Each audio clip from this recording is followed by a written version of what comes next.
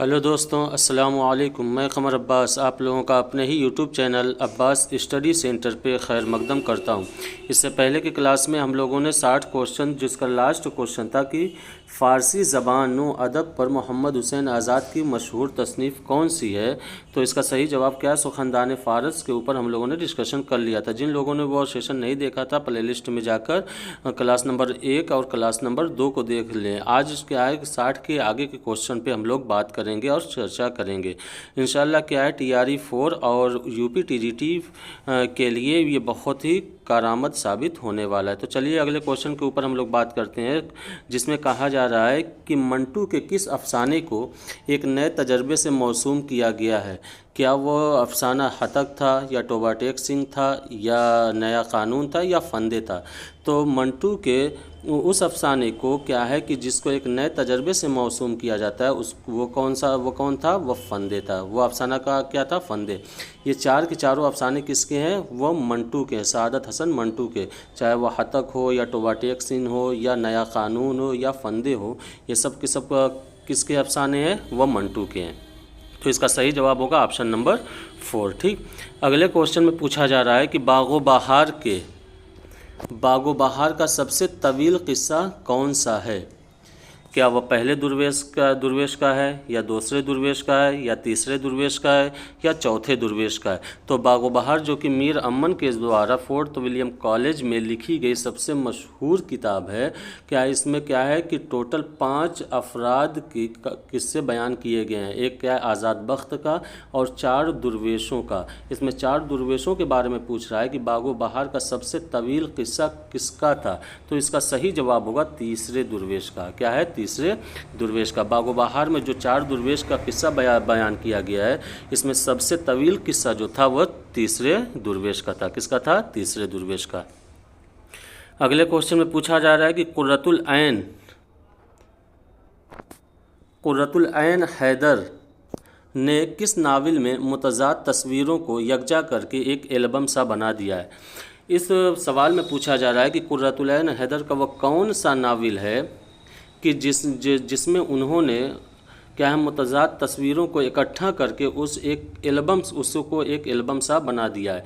क्या वो नावल आग का दरिया है, या चांदनी बेगम है, या मेरे भी सनम खाने हैं, या कारे जहां दराज है। तो क्या कुर्रतुल ऐन हैदर का वो नावल जिसमें मुतज़ाद तस्वीरों को यकजा करके एक एल्बम की शक्ल दे दी गई है, वह क्या है, वह कारे जहां दराज है। वह कौन सा है, कारे जहां दराज। तो सही ऑप्शन होगा ऑप्शन नंबर 4। ठीक, अगले क्वेश्चन में है कि क्या है, रुक़आत गालिब क्या है। रुक़आत गालिब क्या है।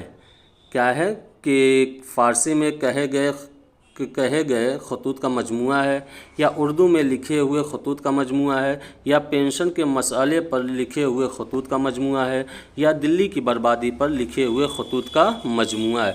अब देखिए दोस्तों, क्या है कि रुक़आत गालिब, यहाँ पे गालिब के बारे में ही पूछा जा रहा है। तो वैसे तो अगर देखा जाए तो गालिब के 2 खतूत बहुत ही मशहूर, 2 खतूत के मजमुए बहुत ही मशहूर हैं, जिसको अब क्या है कि उर्दू मुअल्ला या उद हिंदी के नाम से जानते हैं। लेकिन यहाँ पे पूछा जा रहा है कि रुक़आत गालिब क्या है। तो ये क्या है कि दोस्तों, वह फ़ारसी में जो गालिब ने खतूत लिखे हैं उनका मजमुआ है। क्या है, जो फ़ारसी में गालिब ने खतूत लिखे, और जो चाहे वह उद हिंदी हो या उर्दू मुअल्ला हो, वह क्या है, वह उर्दू में लिखे हुए खतूत के मजमुए हैं। लेकिन क्या है, रुक़आत गालिब क्या है कि फ़ारसी में लिखे गए खतूत के मजमुए हैं। तो यहाँ पे ऑप्शन नंबर ए सही हो जाएगा कि रुक़आत गालिब क्या है कि फ़ारसी गालिब के ज़रिए लिखे हुए फ़ारसी में क्या है, खतूत के मजमुए क्या है, रुक़आत गालिब। ठीक, अगले क्वेश्चन में क्या है कि किस शायर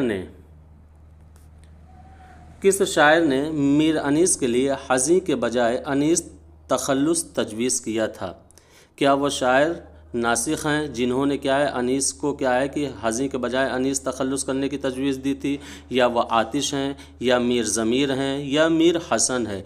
तो मीर अनीस को वो शायर जिन्होंने क्या है, हज़ी के बजाय अनीस तखल्लुस इस्तेमाल करने के लिए तजवीज़ किया था, वो कौन थे, वह नासिख थे। कौन थे, नासिख थे। तो यहाँ पे ऑप्शन नंबर ए सही हो जाएगा। ठीक, अगले क्वेश्चन में क्या है कि दर्जा झेल में कौन सा अफसाना राजेंद्र सिंह बेदी का नहीं है। पूछा जा रहा है नहीं है। दर्ज झेल में कौन सा अफसाना राजेंद्र सिंह बेदी का नहीं है? क्या वो अफसाना लंबी लड़की है, या मिथुन है, या सपनों के देश में है, या भोला है? अब देखिए दोस्तों, यहाँ पे राजेंद्र सिंह बेदी के अफसानों के सिलसिले में पूछा जा रहा है कि दर्ज झेल में कौन सा अफसाना राजेंद्र सिंह बेदी का नहीं है। तो इसका सही जवाब होगा क्या है? सपनों के देश में। सपनों के देश में लंबी लड़की ये भी अफसाना राजेंद्र सिंह बेदी का है, मिथुन भी है और भोला भी है, लेकिन सपनों के देश में ये अख्तर उरैनवी का लिखा हुआ अफसाना है। तो यहाँ पे नहीं है पूछा गया था, तो ऑप्शन नंबर 3 सही हो जाएगा। ठीक, अगले क्वेश्चन में क्या है कि नज़ीर अकबराबादी के बारे में ये किसने कहा था कि यहाँ कबीर के अखलाक व खुसरू के जहन का एक दिलकश इम्तिजाज मिलता है? ये बहुत ही मशहूर व मारूफ कौल है और बार बार एग्ज़ाम में पूछा भी जाता है कि नज़ीर अकबराबादी के मुतालिक ये किसने कहा था कि यहाँ कबीर के अखलाक व खुसरू के जहन का एक दिलकश इम्तिजाज मिलता है? क्या वो मजनू गोरखपुरी है, या एहतशाम हुसैन, या नियाज़ फतेहपुरी, या आले अहमद सुरूर? तो सही जवाब होगा नियाज़ फतेहपुरी। नियाज़ फतेहपुरी ही वो हैं जिन्होंने नज़ीर अकबराबादी के बारे में ये कहा था कि यहाँ कबीर के अखलाक व खुसरू के जहन का एक दिलकश इम्तिजाज मिलता है। तो सही जवाब होगा ऑप्शन नंबर 3। ठीक, अगले क्वेश्चन में कि क्या दर्ज झेल में किसका शुमार इहामगो शोरा में नहीं होता है? गौर कीजिएगा, पूछ रहा है नहीं होता है। क्या वो आबरू हैं, नाजी हैं, या मजमून हैं, या फ़ायज़ हैं? अब देखिए दोस्तों, चाहे वो आबरू हो, चाहे नाजी हो, या मजमून हो, इन तीनों का शुमार इहामगो शोरा में किया जाता है, लेकिन जो फ़ायज़ दहलवी हैं इनका शुमार इहामगो शोरा में नहीं किया जाता, और यहाँ पे पूछा जा रहा है नहीं, तो ऑप्शन नंबर 4 सही हो जाएगा। ठीक, अगले क्वेश्चन में क्या है कि रशीद अहमद सिद्दीकी ने यासियात का इमाम किसे कहा है? यासियात का इमाम किसे कहा है? क्या हसरत को कहा है, या फ़िराक़ को कहा है, या फ़ानी को कहा है, या असग़र को कहा है? तो रशीद अहमद सिद्दीकी ने यासियात का इमाम फ़ानी बदायूनी को कहा है। किसको कहा है? फ़ानी बदायूनी को। ऑप्शन नंबर 3 सही है। ठीक, क्वेश्चन नंबर 70 में है कि किस बड़े शायर ने कोई मसनवी नहीं लिखी? क्या वो बड़ा शायर सौदा हैं, या मीर दर्द हैं, या मुसफ़ी हैं, या मीर तक़ी मीर हैं? तो क्या है दोस्तों, इसका सही जवाब होगा ऑप्शन नंबर 2 कि मीर दर्द ऐसे शायर हैं कि जिन्होंने कोई भी मसनवी नहीं लिखी है। तो ऑप्शन नंबर 2 सही हो जाएगा। ठीक, अगले क्वेश्चन में क्या है कि मजनू गोरखपुरी ने ज़हर इश्क के मुसन्निफ़ को किस यूरोपी शायर का हमपाया करार दिया है? ज़हर इश्क के मुसन्निफ़ को किस यूरोपी शायर का हमपाया करार दिया है? क्या वो डांटे का, चासर का, या स्पेंसर का, या गोएटे का? तो मजनू गोरखपुरी ने ज़हर इश्क को क्या है कि गोएटे शायर के हमपाया करार दिया है। किसको? कि ज़हर इश्क के मुसन्निफ़ को। तो यहाँ पे ऑप्शन नंबर 4 सही हो जाएगा। ये भी क्या है कि प्रीवियस ईयर क्वेश्चन है। ठीक, तो ऑप्शन नंबर 4 यहाँ पे सही हो जाएगा। ठीक, अगले क्वेश्चन में क्या है कि ये किसने कहा था कि उलूम के एतबार से लखनऊ हिंदुस्तान का बुखारा और कुर्तबा और अक्साए मशरिक़ का नैशापुर है? क्या वो शिबली नुमानी है, या अब्दुल हलीम शरर हैं, या नियाज़ फतेहपुरी हैं, या मेहदी अफादवी हैं? तो क्या है कि इसको कहने वाले क्या हैं? अब्दुल हलीम शरर, जिन्होंने ये कहा था कि उलूम के एतबार से लखनऊ हिंदुस्तान का बुखारा और कुर्तबा और अक्साए मशरिक़ का नैशापुर है। तो कहने वाले कौन है? अब्दुल हलीम शरर। तो यहाँ पे ऑप्शन नंबर 2 सही है। क्वेश्चन नंबर 73 में क्या है कि शुद्धी तहरीक के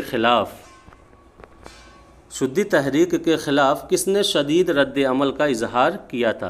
क्या वो अबुल कलाम आज़ाद थे, या रशीद अहमद सिद्दीकी थे, या ख्वाजा हसन निज़ामी थे, या पितरुस बुखारी थे? तो शुद्धी तहरीक के ख़िलाफ़ जिन्होंने शदीद रद्द अमल किया था वो कौन थे? वह ख्वाजा हसन निज़ामी थे। कौन थे?